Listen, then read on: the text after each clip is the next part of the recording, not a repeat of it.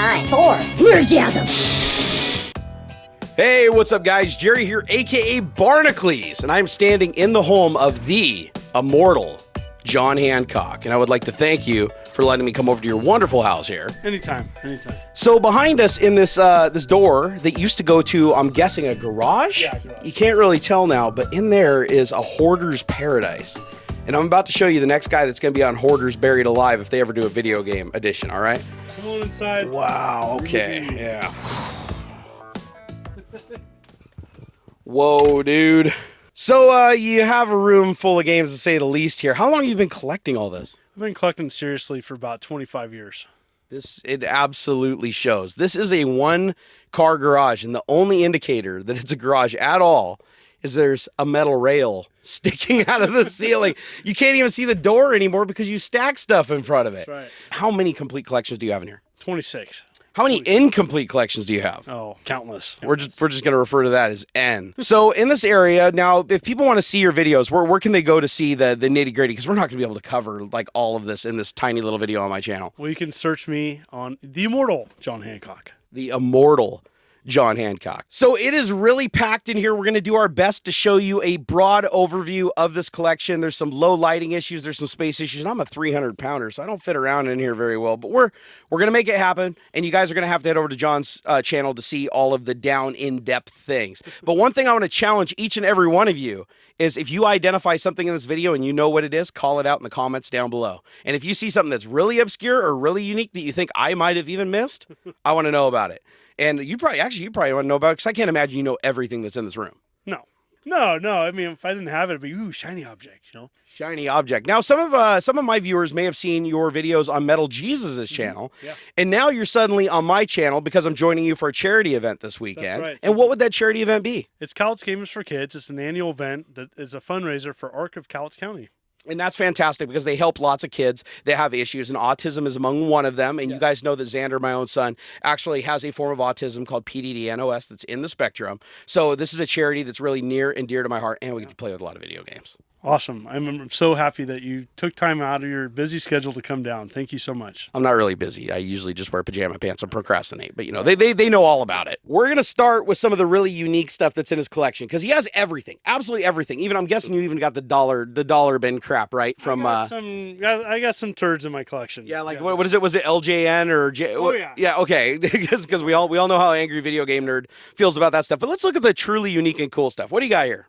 Okay.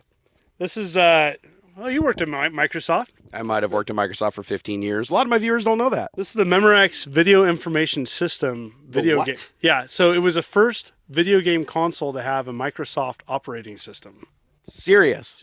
Essentially, these were terrible video games made for a terrible multimedia console in the 90s that didn't sell. And then Radio Shack sold it on top of everything else. Do you actually have the console? Yes, right there. Of course you do. Ding, ding, ding, ding. I'm really curious if anybody actually has that system. If you have had that system or you know anybody that had that system, let me know. Okay, so what other weird stuff do you got back here? Okay, we're going back into the dungeon here, folks. We're going to have to turn on the Blair Witch mode. Oh, what do we have here? So this is like not Atari Pong. This is done by another company called Video Sports. Video Sports, solid name. And there was hundreds of Pong machines. I love collecting all Pong units. And this is just one of many I have in my collection. And it's just sitting back here. The box looks to be in pretty good shape too for how old it is. And guys, this isn't just the box. It's definitely in there. You can tell from the weight. This is really cool. Really cheesy looking box too. Yeah, oh yeah, totally. I mean, this is budget release, you know. Just trolling and trying to get all of our money, right? All right, it's time to go back into the dungeon here. Further into the dungeon. All right, my cameraman, Mr. John Blue Riggs. You might recognize him from such things as YouTube and hacking video game cartridges. And aren't you like a radio guy too? Yes. Is that what we're leaving it at? Are they allowed to know like what radio guy you are, or are you like all secretive? Oh, I'm John Riggs. It's 107.3 KFFM, Yakima's #1 hit music station with a chest cold. Yeah, I heard that they've got like, I don't know, 10 or 20 people tuned in at any given moment. I'm just kidding. I don't know. I listened to that Bender guy. No, just kidding. Troll. Oh my gosh. So this is all Sega right here, right? This is my Sega wall. This is my pride and joy of my collection. Every Sega Genesis game in alphabetical order, most close to alphabetical order, complete. Wow, my gosh. So up here at the top, we got, looks like Sega Master System, and then Genesis, okay. Sega CD. Okay. Over there, 32X. Wow, the 32X. Sega Saturn. And that's most of Sega. And I have some Laserdisc back here. Laserdisc? Yeah, for the Pioneer Laser Active. Sega made Laserdisc video games. I had no freaking clue. All right, we're going deep. We're going deep. Ladies. Oh my gosh, can you still see us back here? It's getting a little cramped. Yeah. Oh my gosh. Oh, he's backing up. Oh, this is like, man, you just used every inch of space you could, huh? I'm way back here. Oh, let's get it. Okay, we're reaching for stuff at this point. So I even collect weird stuff like the Gamecom, which is the Tiger Gamecom, was a competitor with Game Boy. Okay. And I have a complete set of that just because, historically it was important. It was one of the first handhelds to try to compete with Game Boy. It was terrible and didn't make it. It even had like an internet cartridge back in the day. You could check your email through it was terrible. And they must not have advertised because I honestly never even heard of this. Yeah, This is pretty obscure. It's bad. It's bad. And that's why it's back in the corner. Wow, and this camera, guys, cannot do this justice. Like, it is dense packed all the way to the ceiling, in the middle, all the walls, even in front of the garage door is completely packed with stuff. And it's all systems, complete games, incomplete games, obscure games. Yes. All right, let's take a look at some of the really crazy rare stuff that you have that people have most likely never seen. John's like, I gotta get out. How do I get out of here without dying? Oh man, my cameraman was getting a little claustrophobic, so we had to come out of there before. We had to call EMTs. All right, so what's next on our little tour here? Oh gosh, I don't even know where to start, but of course, everybody wants to see what game? Let's show them. Let's show them the stadium. All right, let's see it. All right, there it is. Oh, so it's the U.S. one? Yes. All right, so wow, how many of those are known to exist? Well, I think that changes all the time. I think that there's probably in the hundreds. Probably in the hundreds in collectors' hands. I've heard as low as 200. I don't know the official count. A lot of these were field destroyed, and so there's not many in collectors' hands. That's why it's so expensive. I also love how you just kind of have it kind of tucked away in the regular collection so nobody knows where it is. Don't tell anybody. Don't you tell. All right, so you guys have seen the stadium events, and this is all the Nintendo wall right here. Yeah, and I have a bunch of stuff in boxes for my portable stuff. Okay. But it's a complete in box N64 collection, US. Wow. All 298 games. I did not know there was 298 games on the Nintendo 64. I thought there was maybe 10. Yeah, well, and some would argue that there's only, probably 25 that are worth playing. I'm a fan of the system. I'm also left-handed, so I actually enjoy the controller. Oh man! Oh, you know what? I just noticed something too. You got a Wii Fit, man. That's a pretty rare thing to have in your collection. Yeah, I won that actually for some cancer raffle thing that back in the day, probably 10 years ago. And I randomly entered it and won it. So my neighbor is actually using it as a stepping stone in their garden. I'm not even joking. It's hilarious. I always find these at Goodwill, but I never find them in box. Yeah, it's because nobody ever used. I certainly didn't use mine. I mean, John, I didn't. I'm just saying. So this is my Nintendo collection. So my box Nintendo collection is every licensed Nintendo game. And I'm missing about 69 boxes for a US set. But you have the games, you just don't have the boxes. Correct. So you have the entire, every single game that was licensed. Mm-hmm. We're not talking about the Russian knockoffs here. Yeah, and I have a lot of the unlicensed stuff, but I mean, for a licensed set, but I've been collecting a long time. I went, cleared out video rental stores and yard sales and Funko Land and back before, it was expensive or popular. It's amazing to think that he's actually been able to collect, 26 complete sets now? 26 complete sets. 26 complete sets. That's insane. I know how hard it is to collect just one complete set of anything just through research. So I can tell you've been at this for a very long time. And just FYI, our buddy here, as much as we'd like to think he's a millionaire, I've seen his house. He's not a millionaire, guys. He is just very, very thrifty and patient. Yes, thrifty and patient. And, I give back to the community when I can. And I've made a network of friends that always help me find something I need for my collection. And what goes around comes around. No, it's true, and that's why I'm here at your event. That's right. And I only charged you half as much as my normal fee. I'm just kidding. Handshake. Hey, a spit and a handshake. Yeah. Well, it was a handshake, right? Okay, I don't want to get that confused. Yeah. I think it was just a handshake, guys. Just a handshake. Would you say that stadium events is the rarest thing in your collection? Most known, I think the most known rare thing that has value. And there's other stuff that's rare, but most people don't care about this stuff. What is the most obscure rare thing that you can think of off the top of your head in here that absolutely nobody would probably even know it exists? Well, let me look over here. All right, well, here, trade me spots. All right. I like how everything is just like pressed in. Like if an earthquake happened, not anything would fall off a shelf because it's all pressed into the next thing next to it. Okay. So this is really rare. Okay, let's see what we got here. We got a Speedway. Whoa, 4? Pong started losing its luster when Atari 2600 came out. And so what this is that what they tried to do is they incorporated video games into Pong units. Okay. And so this was kind of like a hybrid. So this probably came out after Atari 2600 or around the same time. And it essentially has a racing game built into it. You never find the console, let alone boxed complete.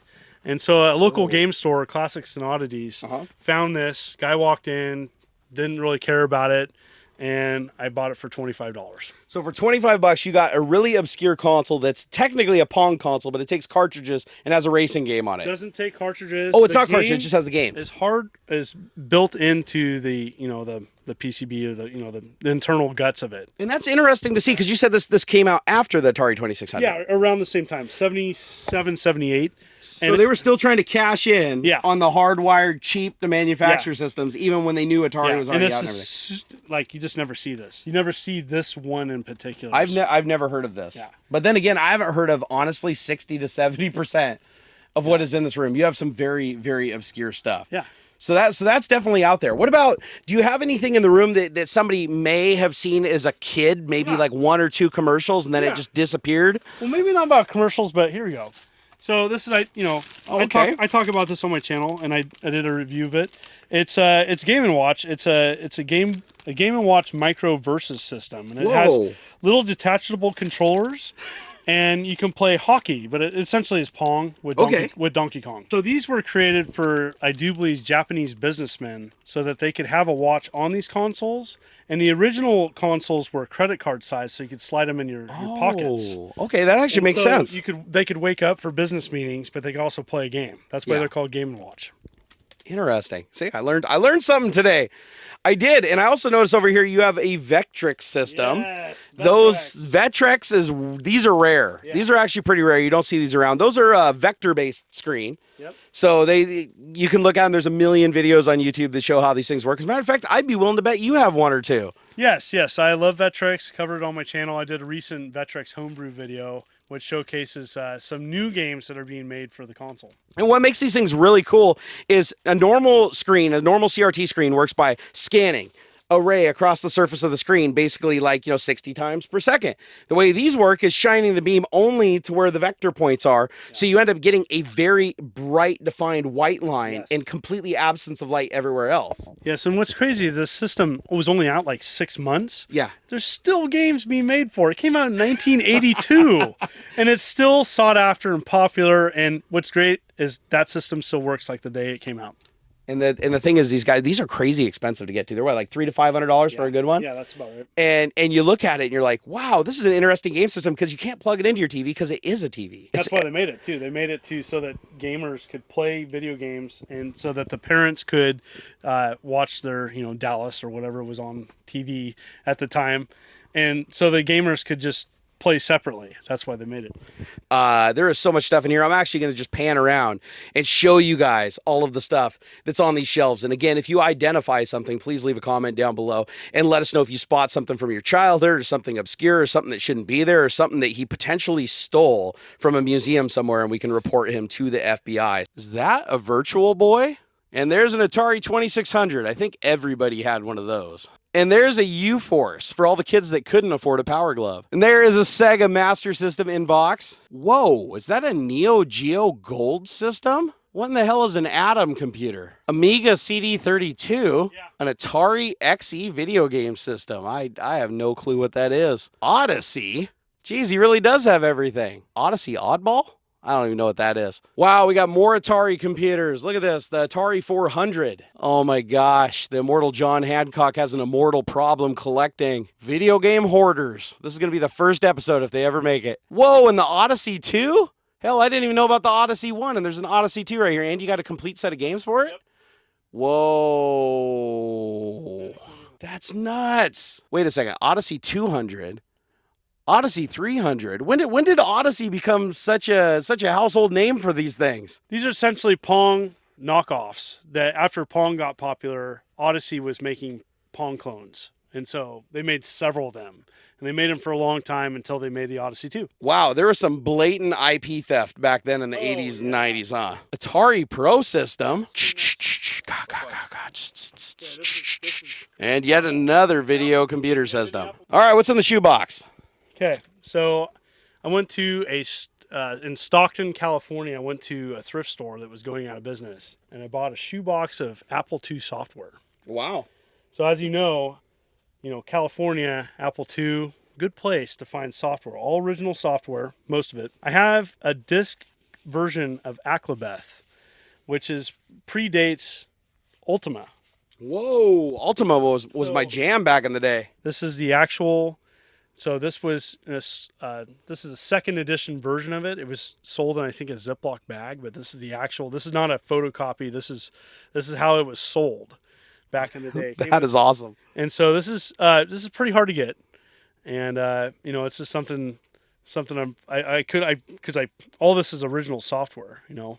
Ironically, the first one. Hey, what do you think the odds are the data's still on that disc after all these years? Those things demagnetized so easily. So, but I'm just really excited about having an original disc. And there's an Ultima website, and I went online and I verified it's accurate. That is awesome.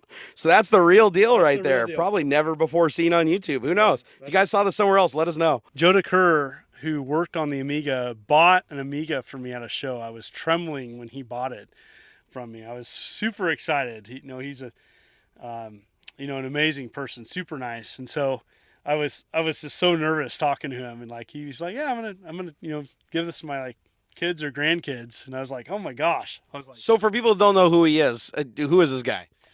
So he worked on architecture for the Atari 2600. Oh, okay. Yeah. So gotcha. So this is a big deal. He's a big deal. He's a big deal. He's also known for doing many other technologies, which I do not know officially, but he's a big time. He's big time in technology. Nice. What's in the box? Well, let's just show this box. This box more is interesting. All right. So up here is just some of my many boxed 2600 games, like a boxed Ghostbusters. Nice. You never see it in a large box. No. And a lot of these games came out during the video game crash of 83, 84. And so a lot of them were in lower production runs than more common 2600 games, like Tapper. Wow. And so it's got all the little stickers on it and stuff. I think 84, it came out in 84. So this is just stuff that I love collecting this stuff. And then later on, in the late 80s, they were still making Atari games. That's nuts. Tomcat. Didn't look like that when you played it. You're No. heavily disappointed. The graphics did not match the gameplay. So then, they just came up with gimmicks and all sorts of stuff. And I love collecting that type of stuff for Atari. And I love collecting boxed Atari games that are just obscure. The covers remind me of like vinyl records. And they just had some really neat stuff, graphics on them that didn't match the gameplay. And it's pretty mind-blowing that you can find things in this condition, too, because a lot of kids just ripped them out of the box, threw the box away, and then the cartridge itself just got flung around the room. So that's pretty amazing. And if you do some sleuthing, sometimes you can find overstock, and this is a good example. I got this a couple years ago, but it's a sealed copy of an Activision game called Oink. I mean, it's just in gorgeous shape, and I love the artwork as much as the game itself. And to me, it's all history. I'm a huge fan of video games, and I want to try to preserve the physical copies as much as I can. That's a lot of genocide right there. Not genocide, genocide. Duh. So this is a competition video game I did on a Madden game in 2011. The last year I was on the board of Portland Retro Gaming Expo, and we just took, it was just a standard Madden cart. We made a Madden label for it. A friend of mine, Chris Trimu, and made 20 copies, and people who played in the tournament got to take the game. Did it actually increase the value of the game at all over its 50-cent cost? I had no idea. Probably not. Only 20 copies. I keep hearing jokes that in the collector community that is the most, like, there's more of those than like Mario Brothers. There is. There's so many copies of Madden that I took the shell casings from some that didn't have labels on them and made a homebrew game Panic 2, with a good friend of mine. So yeah. Well, they're good for homebrew anyways.